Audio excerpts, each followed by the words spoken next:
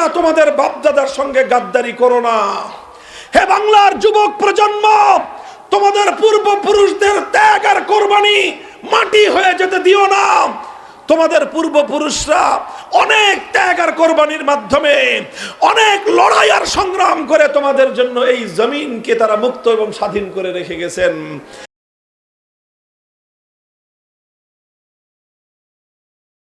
রাসূল আকরাম সাল্লাল্লাহু আলাইহি ওয়াসাল্লাম 3 মাসের মাথায় রবিউল আউয়ালে হিজরত করলেন। মদিনায় গিয়ে 3 জাতি, মুসলিম, ইহুদি, মুশরিক, পৌত্তলিক, মূর্তি পূজারী, তাদের মধ্যে একটা শান্তি চুক্তি করলেন। কেউ কারো উপরে জুলুম করবে না, কেউ কারো উপরে হামলা চালাবে না, কেউ কারো সাথে গাদ্দারি করবে না, এই রকম শান্তি চুক্তি করলেন। ইতিহাসে যে চুক্তিকে বলা হয় মদিনা সনদ। মদিনা সনদ হলো আল্লাহ রাসূল সাল্লাল্লাহু আলাইহি ওয়াসাল্লাম দেখলেন যে একটা নিরাপদ পরিবেশ পাওয়া গিয়েছে, সেখানে মসজিদ নির্মাণ করলেন, মসজিদে নববী। এই দেখলেন যে আলহামদুলিল্লাহ মদিনায় অনুকূল পরিবেশ পাওয়া গিয়েছে, একটা নিরাপদ জায়গা পাওয়া গিয়েছে, ইসলামের শক্তি বাড়তেছে, মুসলমানদের সংখ্যা বাড়তেছে। আলহামদুলিল্লাহ একটি শক্তিশালী একটা কাফেলা তৈরি হয়ে গেল। এবার আমার নবীজি সিদ্ধান্ত গ্রহণ করলেন, এখন আমাদেরকে আরো সামনে আগাতে হবে। এতটুকু নিয়ে সন্তুষ্ট হলে দুনিয়াতে আল্লাহর দ্বীন বিজয়ী হবে না। এতটুকু নিয়ে ক্ষান্ত হয়ে গেলে আমরা মঞ্জিল পর্যন্ত পৌঁছতে পারবো না, আমরা গন্তব্য পর্যন্ত পৌঁছতে পারবো না। এই জন্য আল্লাহর নবী 1 বছরের মাথায় ঘোষণা করলেন, উযিনা লিল্লাযীনা ইউকাতালুনা বিআন্নাহুম যুলিমু ওয়া ইন্নাল্লাহা আলা নাসরিহিম লাকাদির। আল্লাহর নবী ঘোষণা করলেন, হে দুনিয়ার বেঈমানের দল, মক্কার কাফের কুরাইশের বেঈমানেরা, দুরাচার অত্যাচারী জালিমের দল, শুনে রেখো, এতদিন পর্যন্ত তোমাদের সঙ্গে আমরা নমনীয়তার আচরণ করেছি, এতদিন তোমরা আমাদেরকে হামলা করেছো, আমরা পাল্টা হামলা চালাই নাই। তোমরা আমাদেরকে এক গালে চর মারলে আমরা আরেক গাল পেতে দিয়ে বলেছি আরেকটা চর মারো, কিন্তু আমার কথা শুনো। অনেক সোজা আঙ্গুলে ঘি উঠানোর চেষ্টা করেছি, কিন্তু দেখা গেছে যে কুত্তার লেজ কোনোদিন সোজা হয় না। কথা বলেন ঠিক না বেঠিক? কুকুরের লেজে কয় মন ঘি মাখলে লেজ সোজা হবে? বলেন, কয় মন ঘি কুকুরের লেজের মধ্যে মালিশ করলে কুত্তার লেজ সোজা হবে? বলতে পারেন? কুত্তার লেজ যতদিন জিন্দা আছে ততদিন সোজা হবে না। যারা মনে করেন আল্লাহর দ্বীনের সব দুশমনরা সোজা হয়ে যাবে, তারা বোকার স্বর্গে বসবাস করেন। দ্বীনের কিছু দুশমন, এগুলা কুকুরের লেজের মতো, এদেরকে কোনোদিন সোজা করা যাবে না। ডান্ডা দিয়ে এদেরকে সোজা না করা পর্যন্ত, আঙ্গুল বাঁকা না করা পর্যন্ত ঘি উঠে না। আল্লাহর নবী ঘোষণা করলেন, আল্লাহর পয়গম্বর ঘোষণা করলেন, এখন থেকে ইসলামের নীতি হলো, যারা ইসলামের উপর আঘাত করতে আসবে, যারা আল্লাহর দ্বীনের বাতি, আল্লাহর দ্বীনের প্রদীপ যারা নিভিয়ে দিতে আসবে, যেই কালো হাত কোন নির্যাতিত নিপীড়িত মজলুম মুসলমানকে হামলা করতে আসবে, এখন আর এমনি ছেড়ে দেওয়া হবে না। যেই কালো হাত ইসলামের দিকে অগ্রসর হয়ে আসবে, সে হাত ভেঙ্গে গুড়িয়ে দেওয়া হবে। আল্লাহর নবী বদরের রণাঙ্গনে গেলেন, রক্ত দিলেন, 14 জন সাহাবী শাহাদাত বরণ করলেন। উহুদের ময়দানে গেলেন, 70 জন প্রিয় সাহাবীর জীবন গেল। নবীজির প্রাণাধিক প্রিয় চাচা যান হযরতে হামজা ইবনে আব্দুল মুত্তালিব রাদিয়াল্লাহু আনহু শহীদ হলেন। বেঈমানের দল ওনার বক্ষ বিদীর্ণ করে, কলিজা বের করে চিবায়ে চিবায়ে খেলো।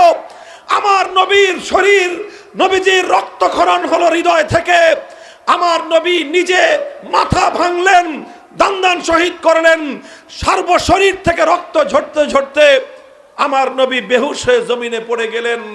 কিন্তু আমার নবী ওই অবস্থাতেও সাহাবায়ে কেরামকে ডেকে ডেকে বললেন, ইলাইয়া ইবাদাল্লাহ, ইলাইয়া ইবাদাল্লাহ, হে আল্লাহর বান্দারা, আমাদের জীবন যেতে পারে, আমরা শহীদ হতে পারি, যতদিন এই জমিনে একজন ইমানদার থাকবে ততদিন আল্লাহর দ্বীনের ঝান্ডা ভুলুণ্ঠিত হতে পারে না। নবীজি সামনে অগ্রসর হলেন, খন্দকের জিহাদ হলো, অভাব অনটন ক্ষুধা তৃষ্ণা দারিদ্র্যের কষাঘাতে জর্জরিত পেটে পাথর বাঁধলেন, অভাবের কারণে পেট শূন্য হয়ে পেটে পাথর বেঁধেছেন, কিন্তু আল্লাহর দ্বীনের পথ থেকে নবীজি এক চুল পরিমাণ পিছপা হন নাই। আল্লাহর পয়গম্বর সামনে অগ্রসর হতে থাকলেন। ইত্যবসরে মদিনায় ইহুদি সম্প্রদায় একটার পর একটা গাদ্দারি করলো। বনু কাইনুকা গাদ্দারি করলো, বনু নজির গাদ্দারি করলো। নবীজি এক একটা গাদ্দারকে দৃষ্টান্তমূলক শাস্তি দিলেন। প্রথম দুই সম্প্রদায় বিশ্বাসঘাতকতার অপরাধে তাদেরকে মদিনা থেকে বহিষ্কার করলেন। সর্বশেষ সবচেয়ে বড় গাদ্দারিটা করেছিল বনু কুরাইজা। এই গাদ্দারির পরে আল্লাহর নবী তাদেরকে দৃষ্টান্তমূলক শাস্তি দিলেন।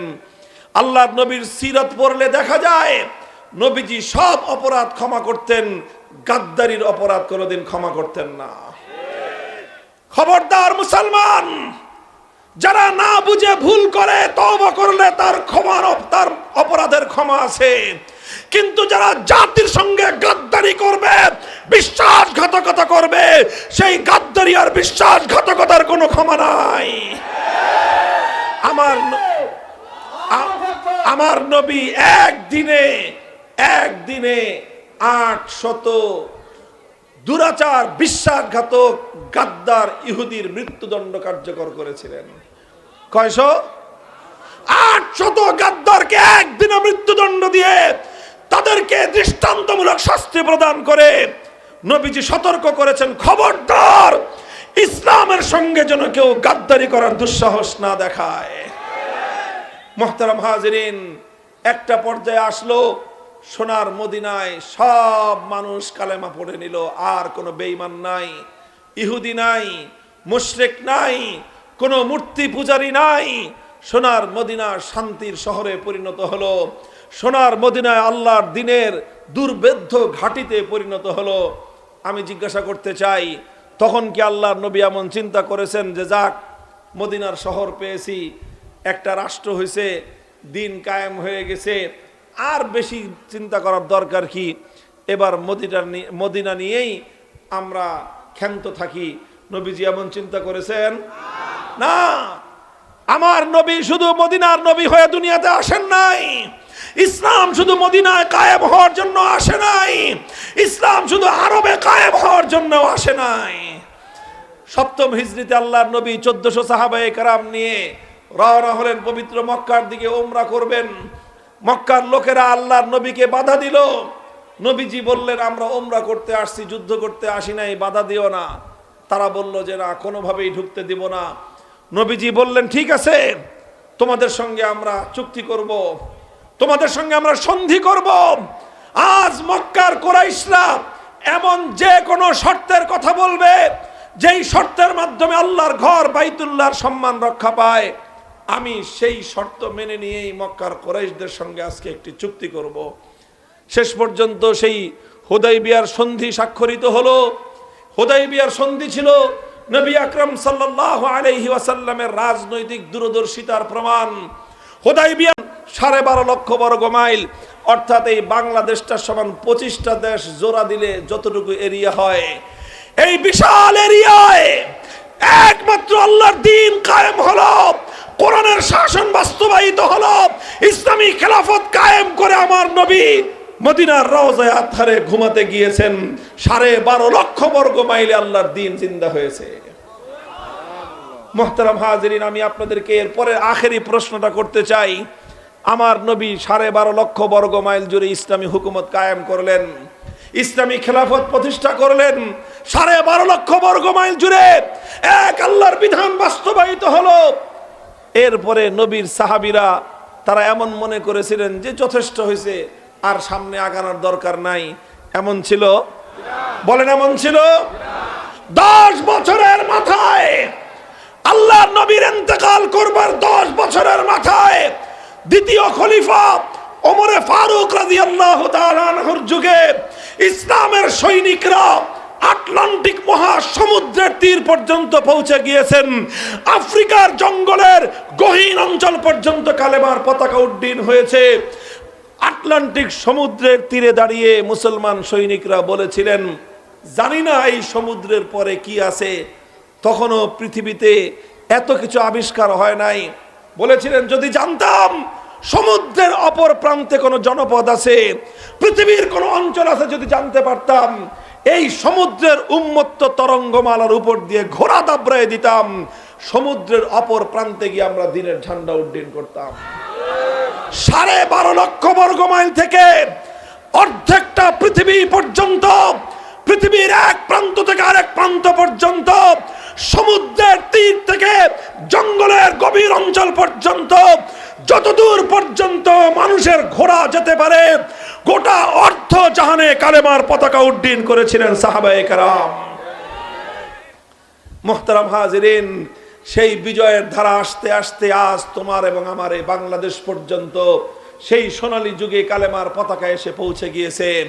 সুতরাং ও দুনিয়ার মুসলমান, বাংলাদেশের আজকের এই নতুন প্রজন্মের যুবক সন্তানদেরকে আমি বিশেষ করে বলতে চাই, ঠিক তদ্রূপ আমার নবীর আদর্শের অনুসরণ করে আমাদের পূর্বপুরুষগণ, আমাদের বাপদাদারা আমাদের জন্য এই জমিন, এই যে এই মাটিতে আমরা বসে আছি, এই মাটি আমার সেজদার মাটি, এই মাটি আমার জায়নামাজের মাটি, এই মাটি ইসলামের মাটি, এই মাটি ইসলামের ঘাঁটি।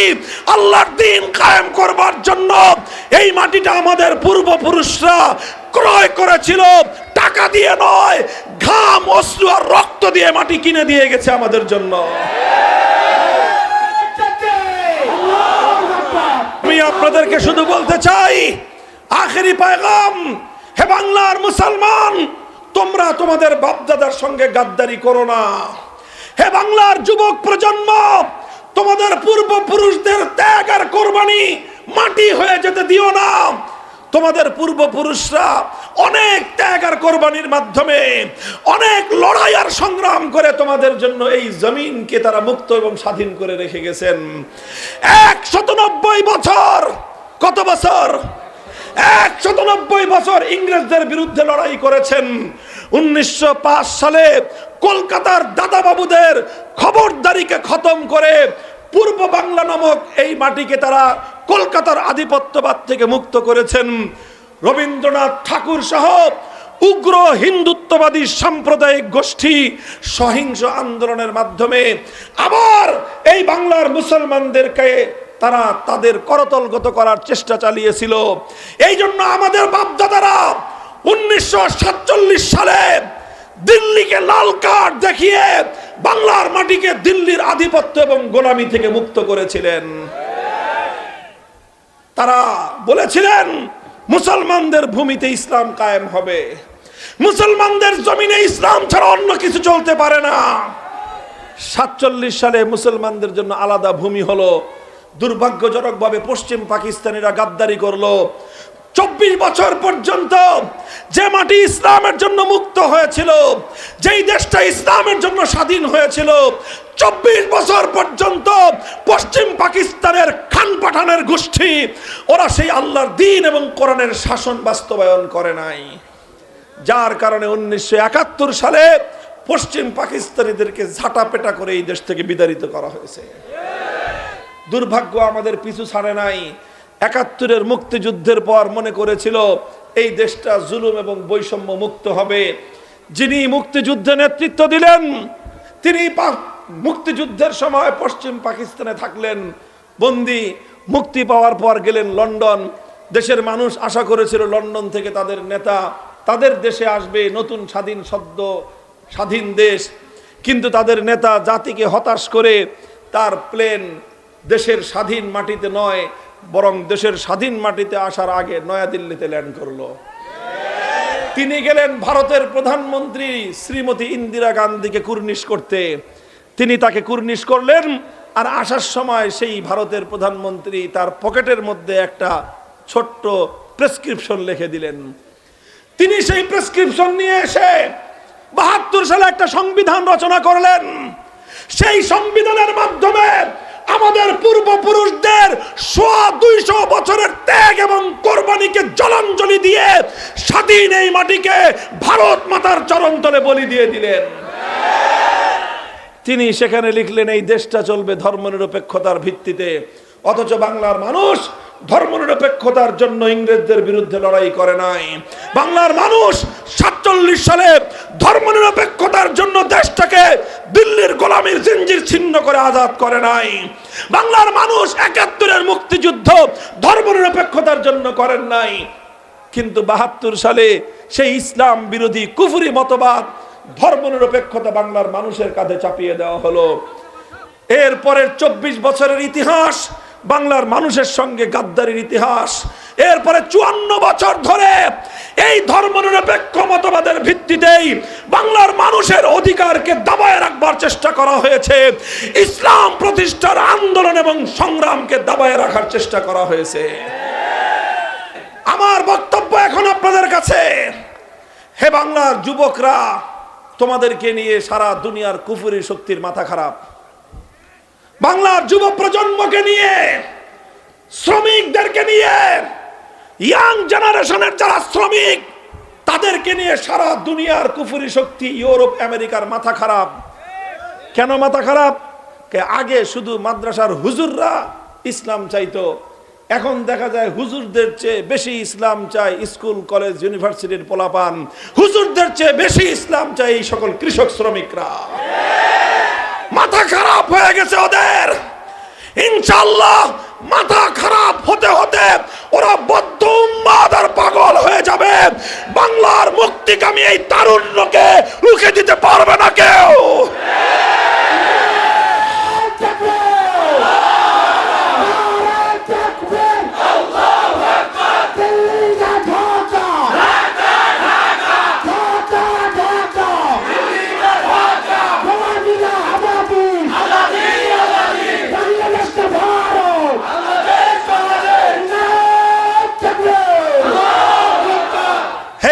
জাতি, হে গার্মেন্টসের শ্রমিক ভাইয়েরা, হে আমার বাংলার তরুণ জনতা, মনে রেখো তোমাদেরকে বাংলাদেশ এবং বাংলাদেশের অধিকার বুঝে নিতে হবে।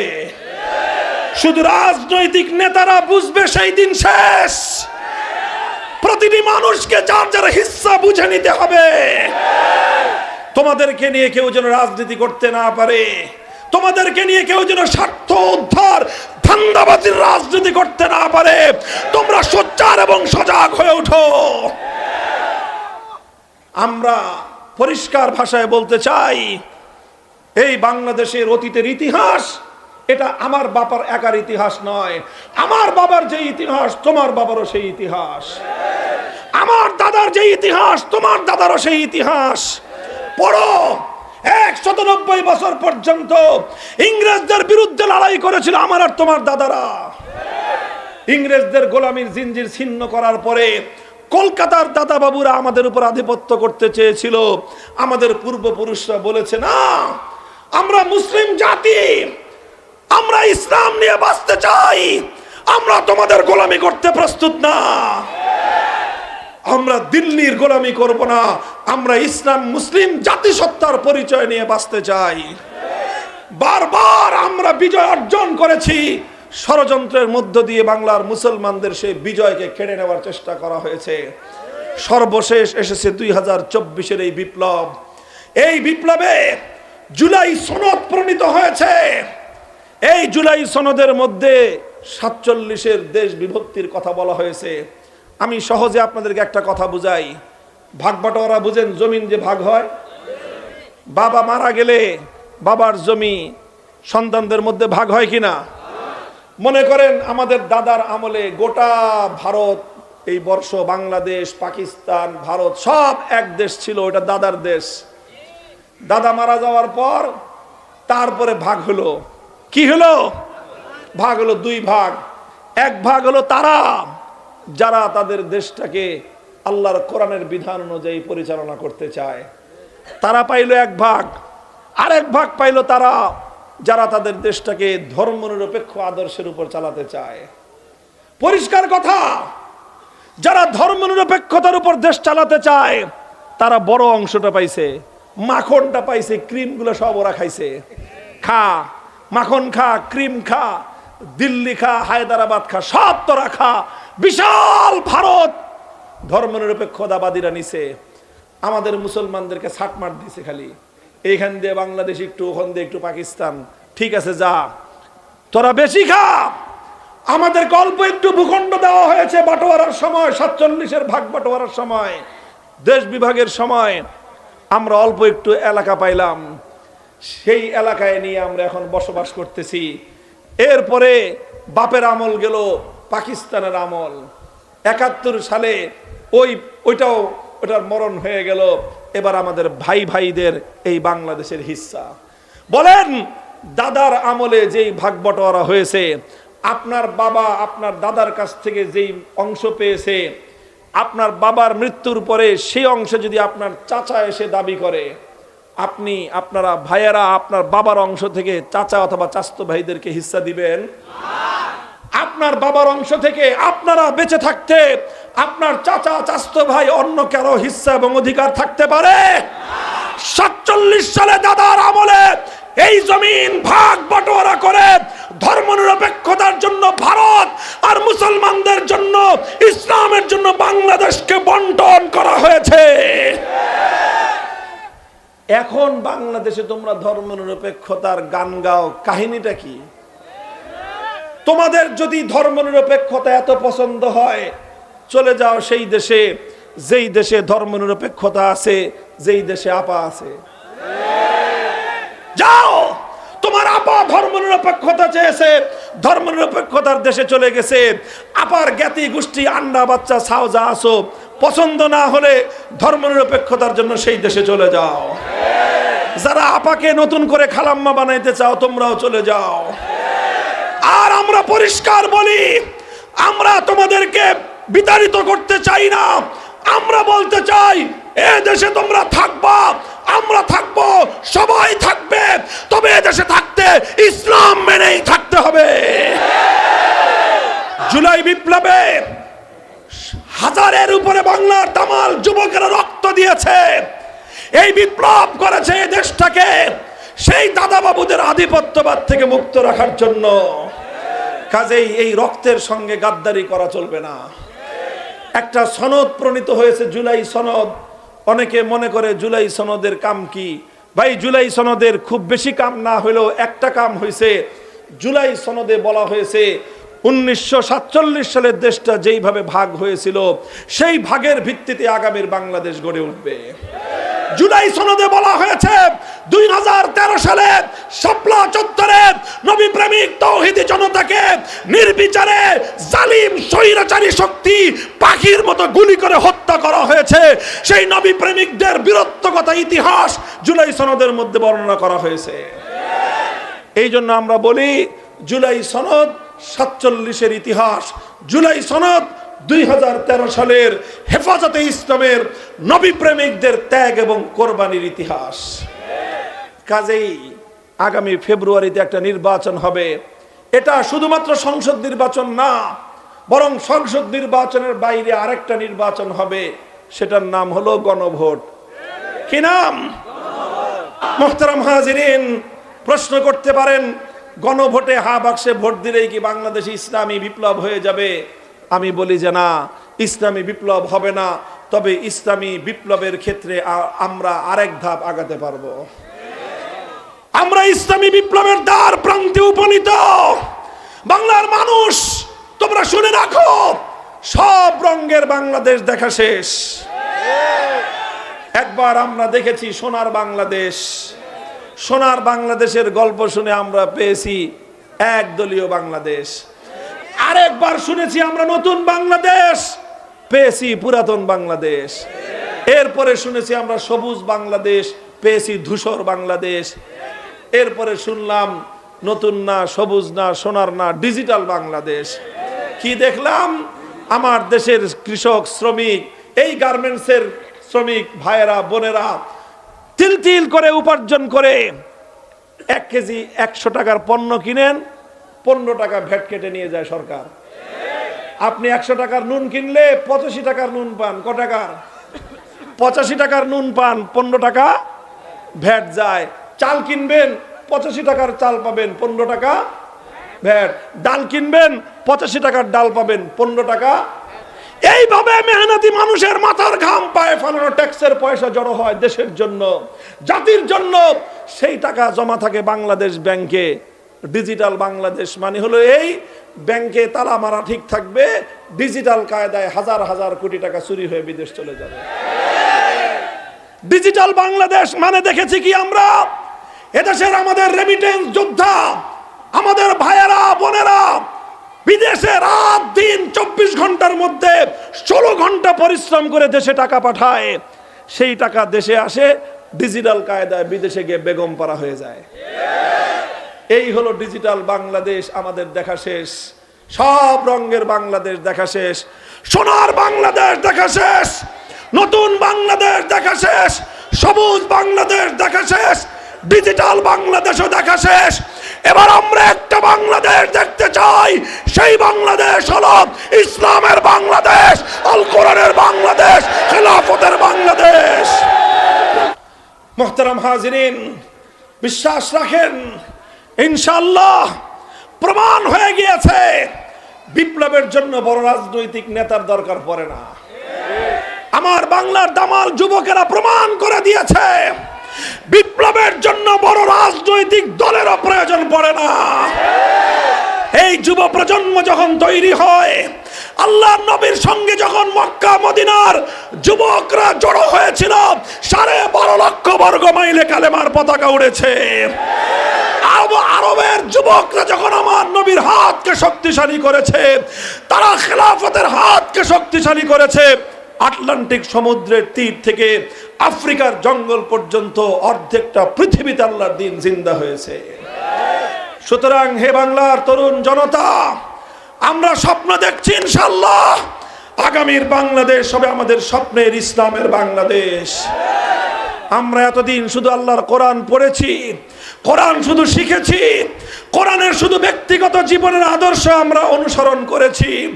ইনশাআল্লাহ আমরা এমন একটা সমাজ গড়তে চাই, যেই সমাজে আল্লাহর কোরআন যেভাবে পড়া হবে, সেইভাবে রাষ্ট্রের সর্বোচ্চ আসন থেকে রাষ্ট্রের বিচারালয়, বিচার বিভাগ, প্রশাসন বিভাগ, শিক্ষা বিভাগ, সব বিভাগে আল্লাহর কোরআনের বিধান বাস্তবায়িত হবে। অনেকে আবার ভয় ধরায় দেয় সংখ্যালঘুদেরকে, যে ইসলাম আসলে হিন্দুরা থাকতে পারবে না। এটা সবচেয়ে বড় ধান্দাবাজি এবং ধোঁকাবাজির কথা। হিন্দু ভাই, বৌদ্ধ, খ্রিস্টান, প্রত্যেকটা সংখ্যালঘু ভাইদেরকে আমরা দায়িত্ব নিয়ে চ্যালেঞ্জ করে বলতে পারি ইনশাআল্লাহ, মনে রাখেন আপনারা, ইসলাম নতুন দেশ বাংলা, ইসলাম পৃথিবীতে নতুন আসে নাই। 1000-এর বেশি বছর, কত 1000 বছরের চেয়ে বেশি সময় অর্ধেকটা পৃথিবী শাসন করেছে ইসলাম। ইসলামের এই শাসন আমলে কোনো অমুসলিম কোনোদিন অধিকার হারা হয় নাই। আপনাদেরকে নিয়ে, সংখ্যালঘুদেরকে নিয়ে অন্যরা ধান্দাবাজির রাজনীতি করে, রাতের অন্ধকারে কাল্লাগিনি হয়ে ছবল মারে, দিনের বেলায় ওঝা হয়ে ঝাড়তে আসে। রাত্রে যেই বেটা আগুন দিছে, দিনের বেলাও আয়সা কান্দে। এই ভাওতাবাজি হয়েছে এতদিন পর্যন্ত হিন্দুদেরকে নিয়ে। এখন আর নাটকের নায়িকাও নাই, এখন আর হিন্দুদের মন্দিরে আগুনও নাই। এখনো যদি আপনারা না বুঝেন, তাহলে কবে বুঝবেন আর বলেন? 5ই আগস্টের পর এদেশের আলেম ওলামা, মাদ্রাসার ছাত্ররা রাতের ঘুম কামাই দিয়ে বাংলাদেশের এক একটা হিন্দুদের মন্দির, এক একটা প্যাগোডা, এক একটা গির্জা পাহারা দিয়েছে। কারণ তখন দেশের আইন শৃঙ্খলা বাহিনী অকার্যকর ছিল। ওই সুযোগে কেউ যেন সংখ্যালঘুদের আমানত খেয়ানত করতে না পারে। ইসলামের সৈনিকরা তারা নিজেদের আরামকে হারাম করে তাদের নিরাপত্তা নিশ্চিত করেছে। এটা ইসলাম। আমি দায়িত্ব নিয়ে বলতে পারি, যদি ইসলামী সমাজ ব্যবস্থা কায়েম হয়, কোন হিন্দু, কোন বৌদ্ধ, কোন খ্রিস্টান তার জান, মাল, ইজ্জত, আব্রু, ধর্মীয় নিরাপত্তার উপর চোখ তুলে তাকাবার কারো হিম্মত হবে না ইনশাআল্লাহ। ইসলাম তোমাকে যে অধিকার দিবে, পৃথিবীর কোন মতবাদ তোমাকে সেই অধিকার দিতে পারেনি। এই জন্য আমাদের স্লোগান হলো, ধর্ম বর্ণ ভিন্ন মত, সবার জন্য খেলাফত। বলেন, ধর্ম বর্ণ ভিন্ন মত সবার জন্য